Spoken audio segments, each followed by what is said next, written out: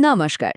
আজকের এই পর্বে আমরা বেশ কিছু জটিল ডেটা আর সংখ্যাকে একদম সহজ করে ফেলব। মানে এমন একটা গাইড তৈরি করব যা সবার কাজে লাগবে। চলুন তাহলে দেখি কিভাবে সাধারণ কিছু তথ্য কৃষকদের জন্য দারুণ একটা সম্ভাবনার দরজা খুলে দিতে পারে। প্রশ্নটা কিন্তু খুব সাধারণ, তাই না? প্রত্যেক কৃষকই তো এটা ভাবেন, কিভাবে প্রকৃতির সবচেয়ে বড় শক্তি মানে সূর্যকে কাজে লাগিয়ে মাঠের ফসল একদম সোনায় ভরিয়ে তোলা যায়। এর উত্তরটা কিন্তু প্রযুক্তির সঠিক ব্যবহারের মধ্যেই লুকিয়ে আছে। আচ্ছা, দেখে তো মনে হচ্ছে এটা স্রেফ কিছু সংখ্যা আর তথ্যের একটা তালিকা, তাই না? কিন্তু আসলে এটা একটা গুপ্তধনের মানচিত্রের মতো। এর প্রত্যেকটা লাইন আমাদের বলে দিচ্ছে কিভাবে সূর্যের শক্তিকে পানির স্রোতে বদলে ফেলা যায়। চলুন তাহলে এই মানচিত্রটা পড়া শুরু করা যাক। কৃষকদের জন্য সেচের পানি তো একটা বিরাট চিন্তার ব্যাপার, তাই না? যদি ঠিক সময়ে আর কম খরচে পানি না পাওয়া যায়, তাহলে তো পুরো মৌসুমের ফসলটাই নষ্ট হয়ে যেতে পারে। এই যে একটা পুরনো চ্যালেঞ্জ, এটা মোকাবেলার জন্যই তো একটা নতুন পথ খোঁজা দরকার। আর সেই নতুন পথটাই হল সোলার সাবমার্সিবল পাম্প। ভাবুন তো, ডিজেল বা বিদ্যুতের কোনো ঝামেলাই নেই, কারোর ওপর নির্ভরও করতে হচ্ছে না, আছে শুধু সূর্যের অফুরন্ত শক্তি। এটা শুধু একটা মেশিন না, এটা আসলে কৃষকদের জন্য একটা ভরসার নাম। বেশ, তাহলে চলুন এই প্রযুক্তির আরেকটু গভীরে যাওয়া যাক। এখন আমরা এই তালিকার কিছু কঠিন কঠিন শব্দকে এমনভাবে ভাঙব যেন সেগুলো সবার কাছে একদম জলের মতো পরিষ্কার হয়ে যায়। তো সবার আগে আসে হর্স পাওয়ার বা এইচপি। এটাকে বলা যায় একটা পাম্পের শক্তির মূল মাপকাঠি। সহজ কথায় বলতে গেলে যত বেশি এইচপি, পাম্পটা ঠিক ততটাই শক্তিশালী। পাম্প পছন্দ করার জন্য এটাই হলো আমাদের প্রথম ধাপ। এরপর আসছে ম্যাক্সিমাম হেড।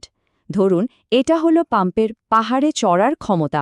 মানে পাম্পটা মাটির নিচ থেকে বা অন্য কোনো জায়গা থেকে সর্বোচ্চ কত মিটার উঁচুতে পানি তুলতে পারবে, এটা তারই একটা হিসাব। যেখানে কূপ অনেক গভীর, সেখানে এই ব্যাপারটা কিন্তু খুবই জরুরি। আর ম্যাক্সিমাম ফ্লো হলো পাম্পটা 1 ঘন্টায় ঠিক কী পরিমাণ পানি বের করতে পারে। এর মানে হলো ফ্লো যত বেশি হবে তত তাড়াতাড়ি পুরো জমিতে সেচ দেয়া যাবে। মানে সোজা কথায় সময় বাঁচে, খাটনিও কমে। এবার একটা দারুণ জিনিস দেখি চলেন। এখানে আমরা তালিকার সবচেয়ে ছোট আর সবচেয়ে বড় পাম্পটার শক্তির পার্থক্যটা সরাসরি দেখতে পাচ্ছি। একবার ভাবুন তো, 7.5 হর্স পাওয়ারের পাম্পটা 0.5 হর্স পাওয়ারের চেয়ে প্রায় দ্বিগুণেরও বেশি উঁচুতে পানি তুলতে পারে, আর পানির পরিমাণ প্রায় 20 গুণ বেশি। শক্তির এই বিশাল পার্থক্যটাই কিন্তু ঠিক করে দেয় যে কত বড় জমিতে সেচ দেওয়া সম্ভব হবে। শুধু থিওরি জানলে তো হবে না, এবার আসল কাজের কথায় আসি।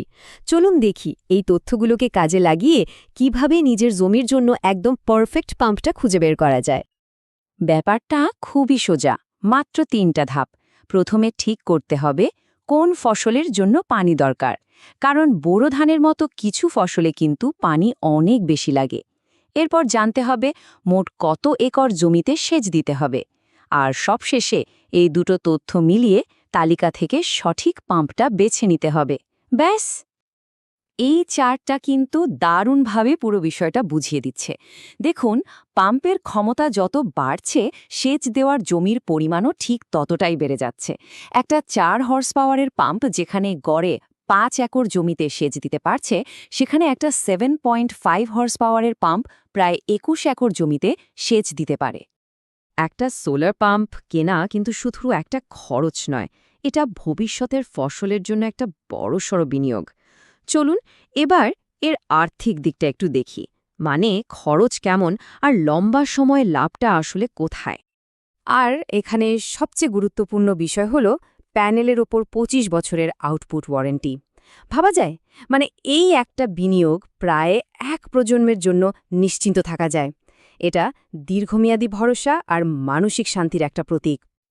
এই কথাটা সোলার প্রযুক্তির মূল আইডিয়াটাকে তুলে ধরে। হ্যাঁ, শুরুতে খরচটা একটু বেশি মনে হতে পারে, কিন্তু তারপর তো বছরের পর বছর সূর্যের শক্তি পাওয়া যাবে একদম বিনামূল্যে। এটা আসলেই একটা স্থায়ী সমাধান।